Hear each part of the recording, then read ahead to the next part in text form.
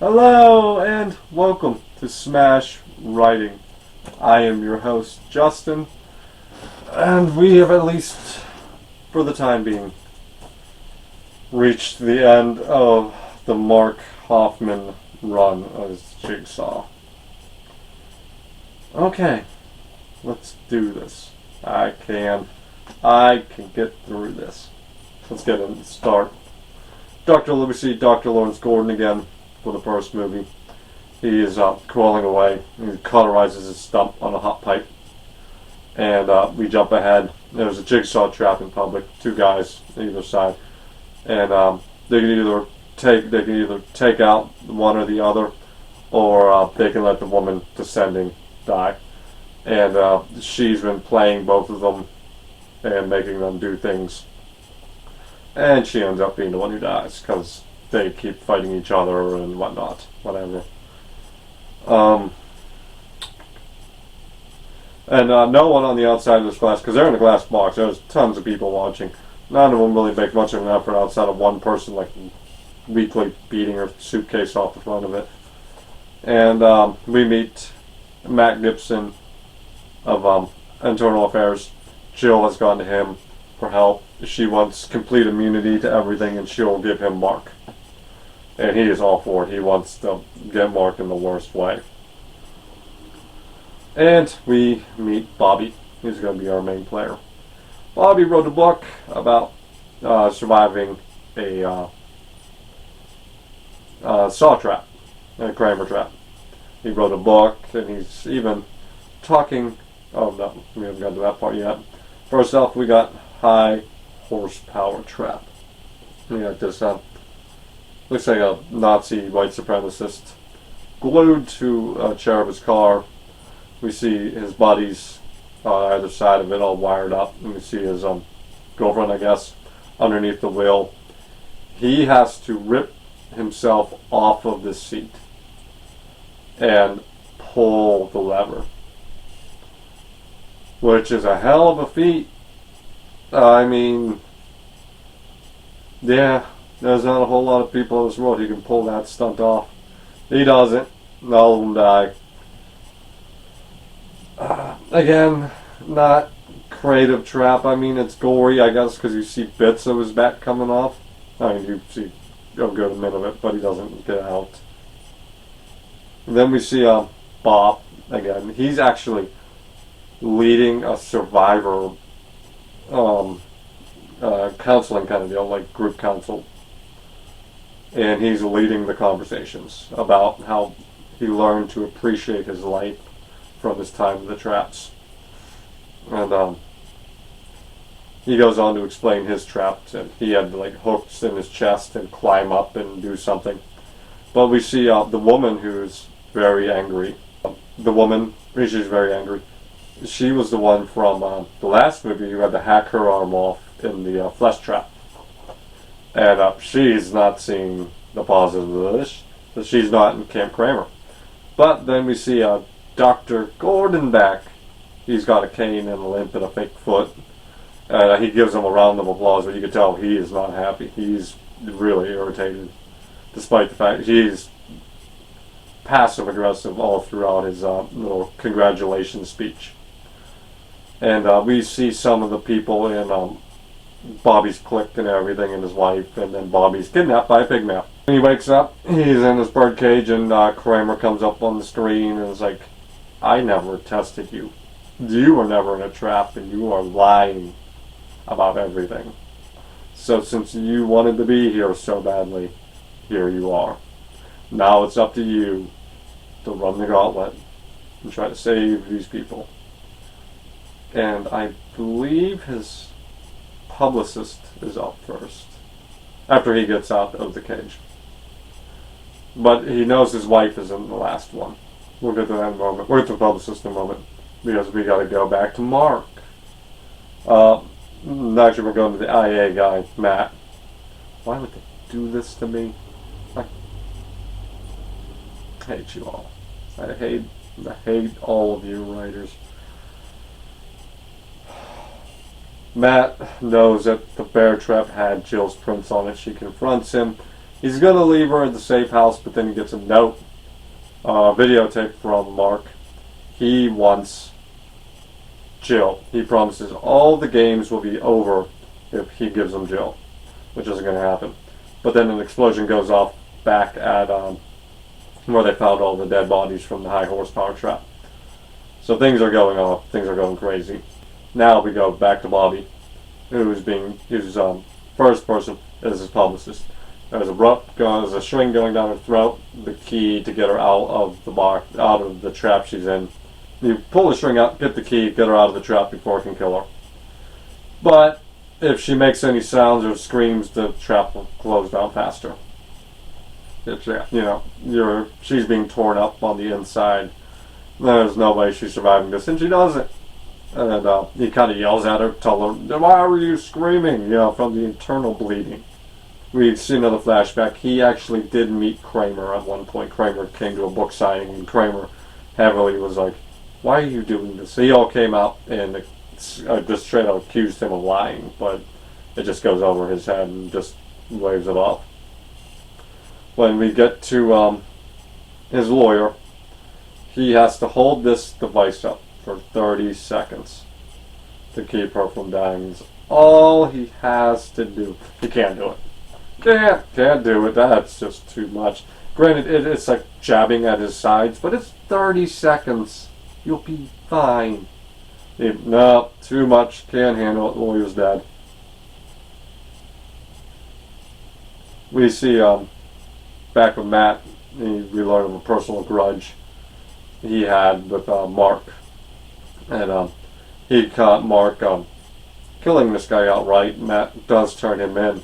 Then Mark just gets a promotion to a task force. And that's why Matt is now with IA. The next trap for Bobby is his friend. His friend was the one who kind of helped him with this idea. He's the one who suggested, a story like that can make you a bit. But now his buddy's blind. He has to lead him across the way, across these wood planks, and meet him in the middle, kind of to take off the trap to keep him from dying. And he almost gets it. Bobby gets the key, and he throws it over instead of jumping over himself. He throws it over to him, thinking he can do it, and it bounced off his chest, over his hands, into the ground, sealing his fate. Matt got into the IA. He circled back around and busted 3 of Hoffman's dirty, crooked friends. So there's a bit of a grudge between the two of them. Bobby finally makes it to his wife. And he has to do the trap he's always claimed to have had done. He has to put the meat hooks into his chest. And, no, wait, I lied. First, he has to remove his molars, which will have the digits to the code on the door. Which, fair enough. Not that hard. I don't even have any molars. I'll be screwed in that test. But he does it. He makes it inside of it. And he has to come clean about the fact that he lied to his wife. Because up to this point, Kramer makes it known that the lawyer, the publicist, and the friend all knew he was lying. And for sure the friend knew he was lying. But there's no actual...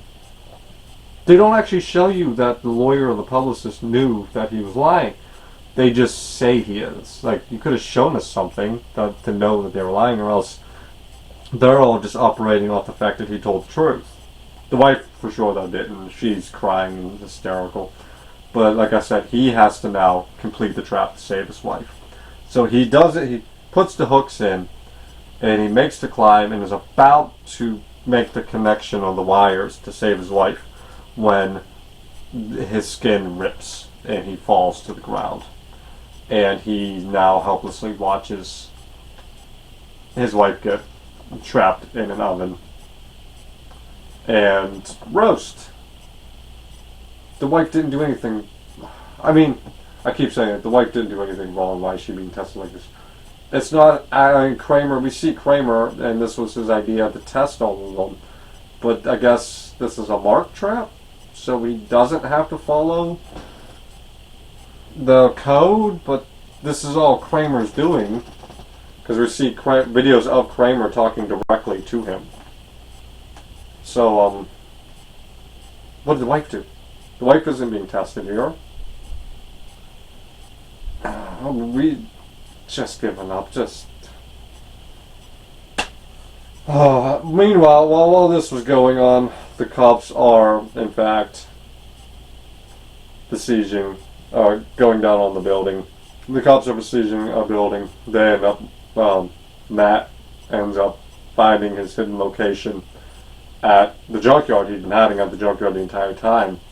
And he, in fact, removed one of the bodies from High Horsepower, and Mark took place of the body bag. So he got wheeled into the police station and takes up the coroner and everyone else, while Matt and his team are shot by a truck. Mark gets his hands on Jill and puts her into the reverse bear trap, and it kills her. And Mark is about to just bail out of town. Who cares about Bobby? We're done with Bobby. And Mark's gonna flee town when Mark is attacked by 3 pigmen. One of which takes the mask off, and it's Dr. Gordon. Dr. Gordon has been helping Kramer since the first movie, which explains how they put the key in the eye and sew the mouth and the eyes shut because of the mental experience from Dr. Gordon. And Dr. Gordon was told in that manila envelope from the last movie Jill dropped off was to Gordon, who requested Gordon to watch after Jill, and if anything happens to Jill, do something. This is the man. Go after him, sick him. And he hurt Jill, so now Gordon has brought Mark back to the basement from 1 and 2. And puts him in there and throws the saw out and locks Hoffman in the room to die in the room. Game over. Same with my patience for these movies. Just fuck all of this movies. Like, the wife didn't do anything, so why is she being tested? She wasn't even being tested. She was just, save her or she dies, and she dies. And then we're just done with Bobby. The fact that Bobby is so inept and cannot do anything. He can't even stand there for 30 seconds. You know, the first one, probably not his fault. There was no real way, no perceivable way. I'm sure he might have been able to get the key out of her. But there's no way she probably would have died from the internal bleeding from the key tearing her up. Besides Kramer saying they knew there was no way of knowing for sure, they could have put a scene in there. Maybe I missed it. Maybe it's me. Maybe I missed it. I even really like that idea. Like, someone is lying and they're taking credit for something, because you see that from time to time. Who were the other 2 pigmen? I think in the commentary I heard when I saw that it was actually the 2 guys from the first trap. They're in the public when they're in the glass box. It was them helping out. You know what would have been a really good way to do this?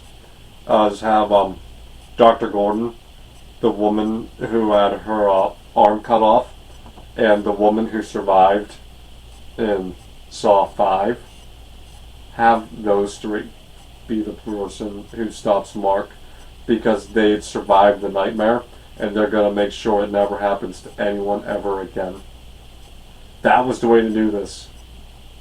And it would have been so much better. Honestly, the Jill and Mark drama just dumb. You bastardized Jill being this actual decent person. Oh, I forgot one part. I believe I was in this. What happened with Amanda in the 3rd movie, because she had a note too. You know, she read in the 3rd movie. Mark put it in there, and it showed that Amanda was there the night. She's the one who kind of had the junkie going in there to steal from the clinic, and that resulted in the death of Kramer's child. And Mark was threatening to out her to Kramer unless she killed Dr. Lynn. which I guess kind of made sense, but it wasn't felt like Kramer was going to be along a while longer anyways, and Kramer would have had to have known about it already because Kramer's the one who left all the envelopes to Jill. So, tell them now, Amanda would have known that obviously, but the fact that Kramer knew about this and left all of the envelopes to, well, I guess then he's just playing Amanda. There was no way Amanda knowing this. It was a lot better when Amanda was just coming off the rails. She was having a psychotic break. And she was just in this to kill people and not following Kramer's rules. They could have done better. They had all the tools here to make a better movie and it just didn't happen. The traps were bad. I'm real tired of the trial by combat thing. It doesn't work. Like even in high horsepower, all of them kind of deserved it and it would have been enjoyable. But at the same time, it's not a trap you could actually win. But then again, that wasn't Mark's plan. But if that wasn't Mark's plan, then none of this fucking matters. Because your whole point is these people could need the chance to survive. And the fact you're asking a regular person to rip all of the skin off of their back in one go, that's not just insane, that's insane. It's just insane. F-tier movie. Done. It's got three more of these fucking movies to go. Bye-bye. Have a good day.